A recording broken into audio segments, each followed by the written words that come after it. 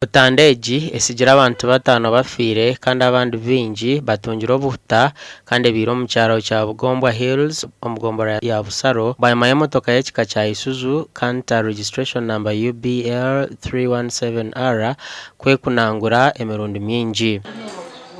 Mutagambwa Abdallah outwashanga baheza kutemaho omukono ahirwarire rukore lya Fort Portal najangwa emotoka ebire netambura nk'ekijunjirizi nukwe kucweka za break.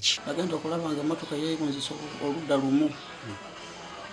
Buli muntu n'atandika okulajjana ne Katonda we tukuba wansi.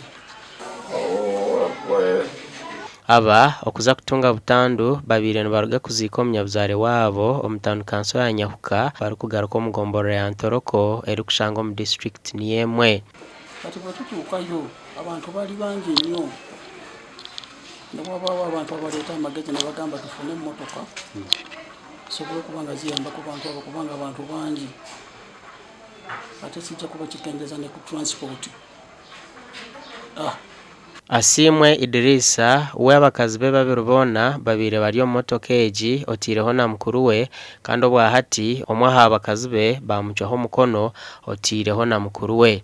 Omulala era nga mukazi wange Naalongo yamenyese eggumba lyawo era esaawa bamututte akyali musikaani.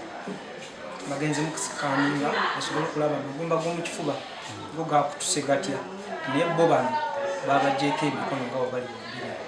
We received a total of 6, and of these 6 I would say 5 are stable apart from one gentleman who is 66-year-old and has polytrauma.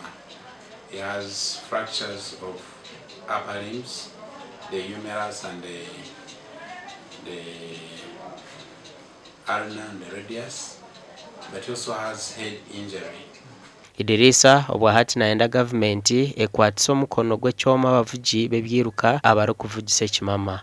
Kubanga era n'ejjo bwe twabadde tujja wano mu ddwaliro twajjidde ku sipiidi nga za waggulu nnyo naye nga tubagamba bannaaye gye tulaga twafunyeeyo obuzibu ate ne gye tulaga tugenda mu ddwaliro mutuvuge mpola mpola naye nga ate driver tayagala kuwuliriza. Kale tetumanyi balina ebirungo bye bakozesa oba tebalina birungo ekyo kye tutamanyi.